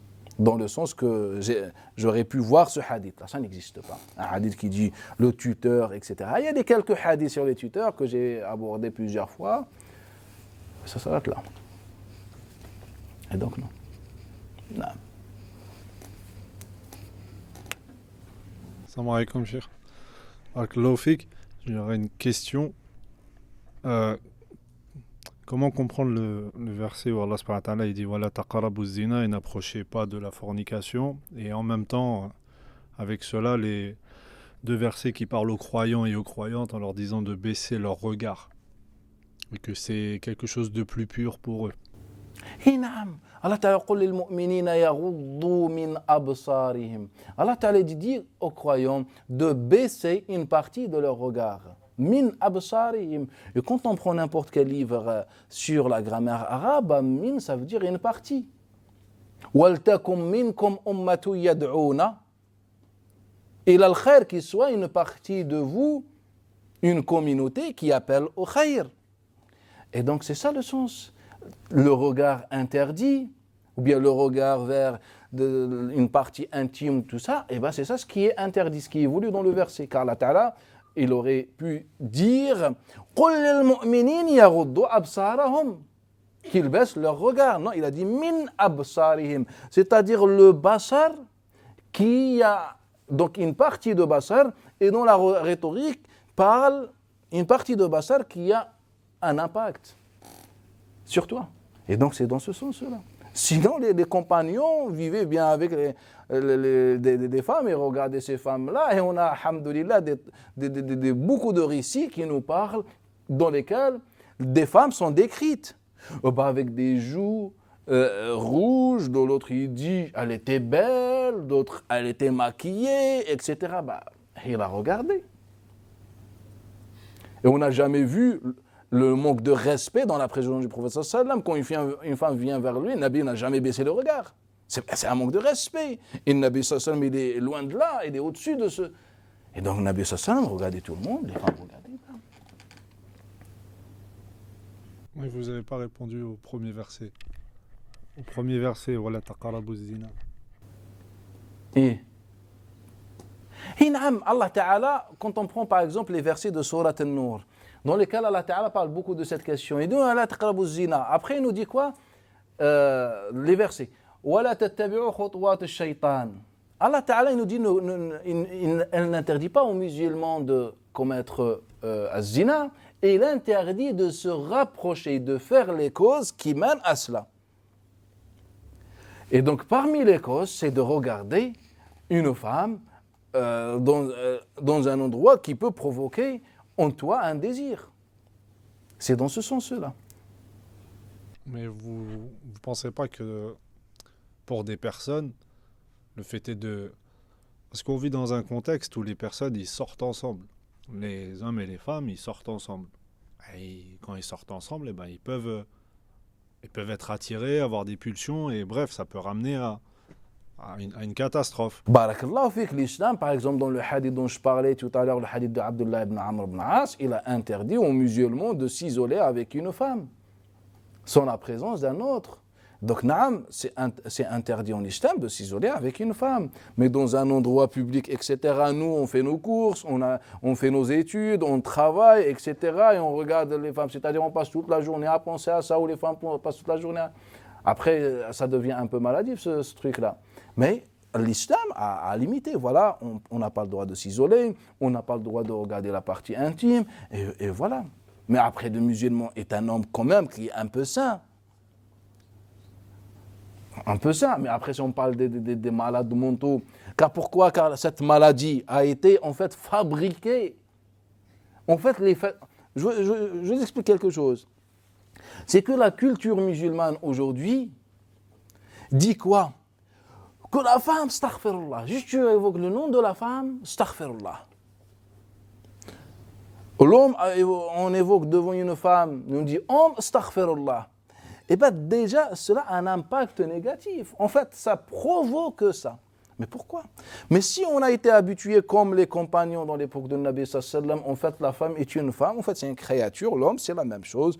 On se côtoie, on se connaît, ça s'arrête là, comme les compagnons mangeaient avec les femmes mangeaient avec les compagnons, et ça s'arrête là. En fait, on sera, je pense, on serait à l'abri de ça.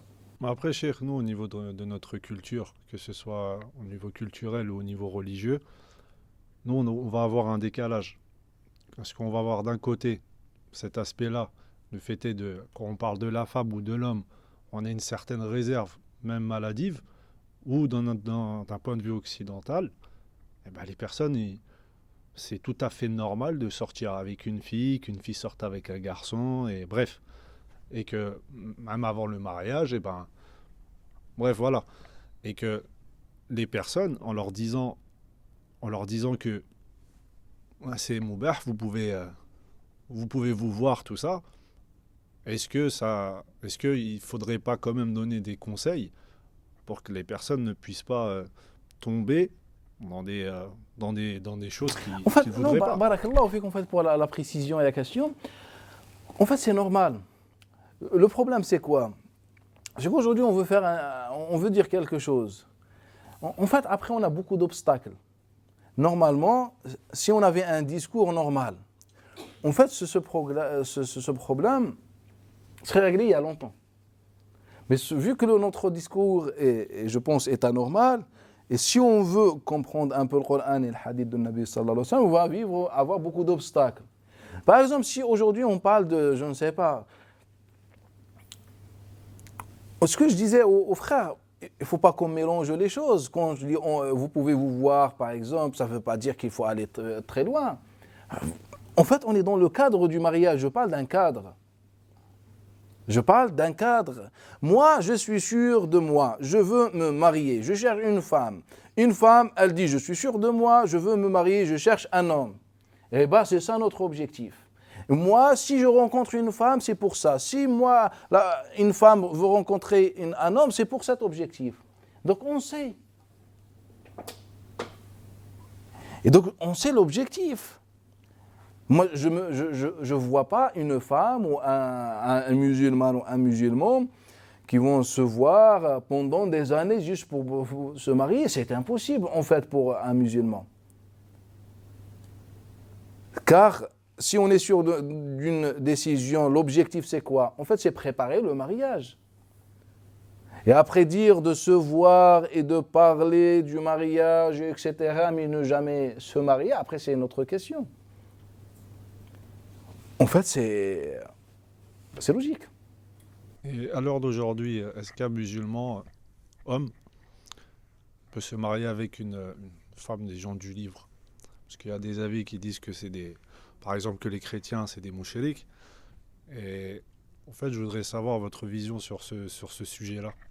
Voilà, et justement, le frère m'avait posé pratiquement la même question, mais dans le sens inverse. Et je lui ai dit, ça nécessite plus de temps. Ce que je vais te dire aussi, mais juste sur la question des gens du livre, les mouchriquines, dont Allah Ta'ala, ou bien les gens du livre dont Allah Ta'ala parle, ce sont les chrétiens d'aujourd'hui. En fait, la religion n'a pas changé entre-temps, depuis l'époque de Nabi à notre époque. Depuis l'époque de Nabi, quand vous prenez Al-Imran, qu'est-ce que les chrétiens prétendaient? Que Jésus est le fils d'Allah. C'est vrai ou pas? Et donc, Allah Ta'ala parlait avec des gens qui existent ou qui n'existent pas. Et bien, c'est eux, il nous a dit, vous pouvez vous marier avec leurs femmes. Les Juifs, la même chose. Ils ont dit Uzayr ibn Allah, par exemple, dans certaines tendances du judaïsme. Et donc, ils sont, en quelque sorte, mouchriquines. Mais Allah Ta'ala les a appelés les gens du livre, juste pour tout ça. En fait, ça n'a aucun sens, cette parole. Mais la question de se marier avec les femmes musulmanes, c'est-à-dire un non-musulman, et un musulman de se marier avec une non-musulmane, je pense que ça nécessite quand même une petite assise, etc. Car nous, on est beaucoup dans la précipitation. Après, on prend juste un texte, ah ben je suis content, c'est la vérité absolue. Non, c'est une religion. Moi, aujourd'hui, ce sujet, ça me dépasse. Et donc, je dis, Inch'Allah, ça nécessite plus de temps, bi'idnillahi ta'ala. Peut-être Allah nous ouvrira une porte. Salam. Moi, j'aurais une question. En général, quand une personne soit elle se convertit ou elle se met dans la religion, on lui dit souvent, si elle est célibataire, on lui dit il faut que tu te maries vite. En gros, pas on l'oblige, mais on lui dit c'est mieux que tu te maries vite parce que on dit que le mariage c'est la moitié de la foi, tout ça. Est-ce que c'est vrai tout ça? Déjà cette parole, de dire que le mariage c'est la moitié de la foi, c'est la moitié de la religion. En fait, ce que je disais tout à l'heure, en fait c'est une secte. Quand quelqu'un embrasse l'islam, pour nous, en fait, il embrasse une secte. Pourquoi? Ah, maintenant tu es une sœur, ou tu es un frère, et donc il faut que tu te maries. Et donc moi je réfléchis, ah, je connais une sœur, ah, je connais un frère, bismillah, marie-toi. C'est une secte en fait, il y a le gourou, et entre nous, on se marie, et on fait des trucs bizarres, et après, quelques temps plus tard, il y a le divorce. Le frère est parti. Car on ne se marie pas civilement généralement. C'est ça la réalité. J'ai vu des centaines de cas comme ça. Et bien le frère est parti. La sœur s'est retrouvée toute seule avec 2-3 enfants. Et maintenant, que faire? Ah, il y a un autre frère aussi qui veut se marier.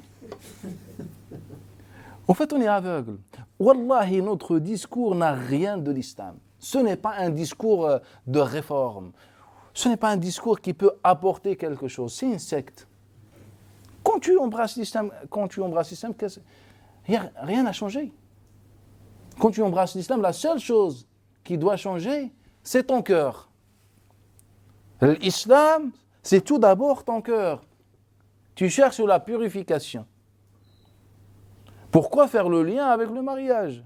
Le mariage est un choix personnel, ce qu'on doit comprendre. Mais nous, on a dit quoi? On a dit, donc tu ne peux pas te marier, donc tu tombes automatiquement dans le péché. C'est-à-dire, l'islam est incapable de te proposer quelque chose. Ça n'a aucun rapport. Les compagnons qui ont embrassé l'islam, les gens qui ont embrassé l'islam, est-ce que le Nabi leur disait, mariez-vous? Donnez-moi un texte, je vous écoute. Bismillah. Si vous n'avez pas de texte aujourd'hui, je vous donne des milliards d'années de recherche. Trouvez-moi un texte dans lequel le Nabi disait aux nouveaux musulmans, mariez-vous, il ne faut pas que tu restes comme ça. C'est un choix personnel. Si je me marie aujourd'hui ou demain, c'est un choix personnel. C'est un choix personnel et je l'assume. Et donc, il n'y a pas... Il y a une sœur que je connais ou un frère que je connais, bismillah, faites le muqabala. Et c'est quoi le muqabala? Eh bien, on invite une dizaine de personnes et venez des espions. Bien sûr que on va être muet. En fait, le frère, il regarde la sœur, et elle regarde. C'est même pas regarde lui, car il faut baisser. Et donc ça sert à rien. C'est quoi le muqabala? Il faut venir. En fait, il l'a même pas vu, ni elle. Et après, on rentre. Et le frère, il lui dit, ou la sœur dit à la sœur, alors, qu'est-ce que t'en penses? Ah oui, masha'Allah. Je vais faire ça istikhara commun pour voir. Et donc, elle rentre, ou il rentre et fait la prière de l'istikhara la nuit, ou avant subh. Et puis, il dort. Il fait une sieste. Il voit un rêve. Ou bien, je ne sais pas, ou il avait fait avant des entretiens d'embauche, tout ça, et donc ils ont répondu. Ah, c'est bon, tu as un poste. Ah, c'est un signe, je me marie. Ou bien, je ne sais pas, il a marqué un but, un match, c'est un signe. Il a eu mal à la tête, ah, c'est un mauvais signe, et on se marie. C'est comme ça, c'est une secte. Non, tu te maries, tu embrasses l'islam, tu découvres l'islam, tu prends ton temps. Ici, entre-temps, tu as vu quelqu'un que tu as aimé, que tu as apprécié, ou je ne sais pas, tu vas le voir directement, ce n'est pas haram pour une femme, elle va voir, voilà, je veux me marier avec toi. Si ça t'intéresse, on apprend à se connaître un peu de temps, ou bien, on est libre après, c'est pas une secte, on est libre, c'est un choix personnel. Et ça s'arrête là. Il y a la sœur. Et puis nous, on dit quoi? Vous connaissez ce hadith, je pense. Lorsque quelqu'un vient et que vous appréciez en lui sa piété et vous connaissez ce hadith-là? Marié. Vous connaissez, c'est un hadith qui célèbre. C'est un mensonge en fait. Seul Mohammed ibn Ajlan rapportait ce hadith-là. Il y en a qui disaient d'après Mohammed ibn Ajlan, d'après un nom, d'après Abu Huraira, et les autres comme Layth ibn Sa'd et d'autres disaient d'après Mohammed ibn Ajlan, d'après un certain Abdullah ibn Hormuz qui ne figure dans aucun livre. C'est un inconnu du deuxième siècle. Un inconnu, il nous a dit ça. Il se peut que cet homme a été demandé une femme au mariage et ils ont refusé. Il a inventé ce hadith-là. Lorsque quelqu'un, c'est-à-dire quand moi je viens demander une vie, acceptez-moi. Et donc ce n'est pas un hadith de Nabi sallallahu alayhi wa sallam, c'est un mensonge. Et nous, le problème, même si on prend le hadith, le sens, on suppose que c'est un hadith. Mais qu'est-ce que la piété pour nous? C'est ça ce qui est problématique.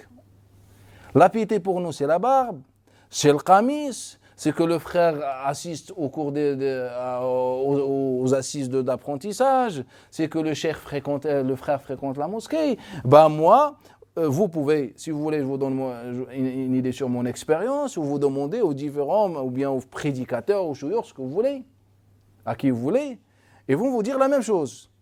Que tous les problèmes au sein des couples, 99% des cas viennent de ceux qu'on a dit sur eux, ah bah c'est un frère, ou c'est une sœur. Demandez aux chouyours. Vous connaissez, ah oui, même un imam d'une mosquée. Alors, tu veux juste que c'est pour comprendre un peu la société musulmane. On fait un peu de sociologie. Et puis, il va vous confirmer. Il va vous confirmer. Donc, je pense que on n'est pas trop logique. Et par rapport au hadith qui dit que le mariage est la moitié de din, moi je pense qu'un hadith, moi je ne parle même pas de l'authenticité de ce hadith-là, en fait le hadith même il est logique. Car quand on parle de... En fait, le mariage est une grande responsabilité. Si tu arrives à assumer ta grande famille dans tous les domaines, etc., bah, je pense que tu as accompli une bonne partie de ta religion. L'éducation des enfants, le bon choix, ta relation avec ta femme, ta patience, comment tu supportes les problèmes, etc., les problèmes de la vie quotidienne, le travail, les dépenses, les charges. Je pense que si le musulman arrive à assumer tout cela, je pense qu'il a accompli pratiquement même 99% de sa religion. Moi j'ai aussi une question en ce qui concerne... En fait, le problème, c'est pour résumer, on a trop islamisé le mariage. Quand on parle du travail, est-ce que le travail, on l'a islamisé comme on a fait avec le mariage? Non. Est-ce que dans le travail, quand vous voulez travailler, vous trouvez des conditions ou vraiment des détails dans le sens du mariage? Non. En fait, on est beaucoup plus libre dans le travail. Généralement, on consulte personne, on prend les choses à la légère. Mais pour le mariage, c'est autre chose. Il faut qu'il soit pieux ou pieuse. Après, on a une définition de la piété, etc. On est tous des musulmans et musulmanes, subhanallah. Pourquoi vous me parlez de la piété? Si on est pieux, subhanallah, pourquoi on se marie? Si je suis pieux, par exemple, et je suis à l'abri du péché, et ben pourquoi déjà vous me dites il faut se marier pour ne pas tomber dans le péché? Et bien moi, je suis déjà pieux. Car vous n'allez pas me donner votre vie si je ne suis pas pieux. Donc si je suis pieux, ben c'est bon, j'ai réalisé mon objectif. Barakallah fikum, je ne me marie pas. En fait, c'est logique. Ta piété, ça s'apprend. Aujourd'hui, je ne suis pas pieux selon la définition des hommes. Le lendemain, je serai pieux selon la définition. En fait, c'est les hommes qui jugent, qui livrent ces jugements, etc. Seul Allah Ta'ala qui connaît les pieux. Seul Allah Ta'ala qui connaît les pieux, tout simplement. Une dernière question, en ce qui concerne les mariages mixtes. Maintenant, il faut un rideau, tout ça. Juste... Voilà, la question du mariage mixte. Je ne sais pas. En fait, c'est quoi mixte? C'est qu'il y a des familles qui sont là et qui fêtent le mariage de leurs enfants. C'est ce que Nabi Sallallahu alayhi wa sallam faisait. Ou les compagnons aussi. L'exemple que je vous ai donné de Abu Usaid lorsqu'il s'est marié, c'est l'épouse qui servait tout le monde. Donc il y avait une mixité. Mais si on parle de la mixité connue d'aujourd'hui, c'est que les femmes viennent maquiller, dévoiler, etc. Ça, on n'est pas dans la mixité. Là, on est dans un péché, tout simplement. Après, appelle-le comme tu veux. Non. Mais le fait de se retrouver en famille, rigoler, tout ça, dans le respect, c'est ça ce qui est voulu dans l'islam. Moi, c'est juste ces deux petites questions simples. Autrefois, vous avez parlé d'un verset dans le Coran, mais j'ai oublié c'est lequel. Où, dans le sens, Allah a dit qu'il n'y a pas de mal s'il y a une femme qui plaint un musulman d'aller la voir dans la rue ou un truc comme ça. Vous l'avez dit dans une intervention. De lui faire des avances. C'est-à-dire, c'est quoi l'ayah déjà? J'ai oublié. Non, continue, c'est quoi la question? La deuxième, c'est juste un hadith, est-ce qu'il est authentique ou pas, mais moi je vois que le sens, il contredit pas la religion. Le hadith, il dit qu'il y a des choses où on doit se précipiter. Quand, par exemple, quand c'est l'heure de la prière et qu'on peut la faire, il faut la faire. quand quelqu'un il meurt, il faut l'enterrer vite. Et quand il y a une acceptation du mariage, il faut se marier vite aussi. Et naam, les trois choses qui devraient se faire précipitamment dans ce sens-là, naam, c'est un hadith connu. Et naam, qui est correct dans le sens, il n'est pas authentique, mais il est correct dans le sens. Naam, une chose de l'khair, il ne faut pas la regarder. Le verset dont tu parles se trouve dans Surat al-Baqarah, mais il parle d'un cas précis. C'est pendant l'idda, après le divorce, qu'on n'a pas le droit de dire clairement, demander à la femme un mariage, mais on peut, par exemple, faire un signe comme quoi on veut se marier avec. Naam, c'est dans ce sens-là. Naam, fika baraka. Cheikh, salam alaikum. Concernant le mariage, il y a certaines familles qui sont très traditionnalistes et qui sont aussi religieuses et qui n'acceptent vraiment, qui ont du mal à accepter par exemple que leur fils ou leur fille vont se marier avec une personne d'une autre origine. Et ils avancent comme argument que ce n'est pas en contradiction avec la religion parce qu'en fait, ils ne nous poussent pas dans une désobéissance, mais qu'en fait, quand on se marie avec une personne, on se marie aussi avec une famille. C'est-à-dire qu'il y a des urf à respecter et il y a des manières de voir la famille, la vision des choses, etc. à respecter. Et si on se marie avec une personne qui est différente, on n'a pas forcément, la famille ne trouvera pas son compte forcément. Et donc il y a des fois des enfants qui sont un peu coincés dans ça. Et j'aimerais savoir qu'est-ce que vous conseillez à ces gens-là en fait. En fait, je conseille tout simplement à ces gens-là de se marier. S'ils ont aimé quelqu'un, de se marier et n'écouter personne. Et les parents, en fait, En fait, et quand tu dis que lorsqu'on se marie, c'est des familles qui se marient, ce n'est pas vrai. C'est ce que la tradition dit. C'est ce que la tradition dit. Et la preuve, c'est que, par exemple, on prend ici la France, la culture de la France est différente que cette tradition. En fait, c'est une tradition qui est arabe, tout simplement, et qui est rentrée dans la religion, le fait de dire que c'est le mariage. Et déjà, les fuqaha se sont basés entièrement sur ce propos, ce dire, pour fonder l'histoire de tuteurs en islam, etc. Non, ce n'est pas vrai. Ce ne sont pas les familles qui se marient, ce sont les enfants qui se marient. Et le musulman, l'homme, tout simplement, est appelé à apprendre à vivre avec les autres. Et pourquoi? C'est un homme, en fait, il s'adapte. Donc, il ne faut pas, on ne dicte pas aux enfants ce qu'ils doivent faire pour satisfaire ou respecter ou remplir des obligations. Non, en fait, on apprend. On a vu déjà des exemples, vous connaissez certainement des exemples, des gens qui se sont mariés des origines différentes et qui ont pu fonder un couple, masha'Allah, ils ont réussi, alhamdulillah. Alhamdulillah. Et par quoi j'ai commencé? Par le hadith de Nabi sallallahu alayhi wa sallam. Lorsque le père dit au prophète, Ya Rasulallah, moi si j'ai marié ma fille avec cet homme, c'est juste pour son bonheur et son khair. C'est ça ce que cet homme a dit, le hadith de Abdul Aziz ibn Rufay d'après Abi Salam ibn Abdurrahman. Le prophète, qu'est-ce que le prophète a dit? Il a dit, le mariage est invalide. Même si le père a voulu le khair pour la fille. Mais la fille n'était pas d'accord, elle aimait quelqu'un d'autre. Lui a dit, le mariage est invalide. Et puis il lui a dit, tazawwaji man shi'ti, marie-toi avec qui tu veux. On s'arrête ici, Inch'Allah. Ta'ala, subhanahu wa ta'ala, ashhadu an la ilaha illa anta, astaghfiruka wa atubu ilayk wa barakallahu fikum.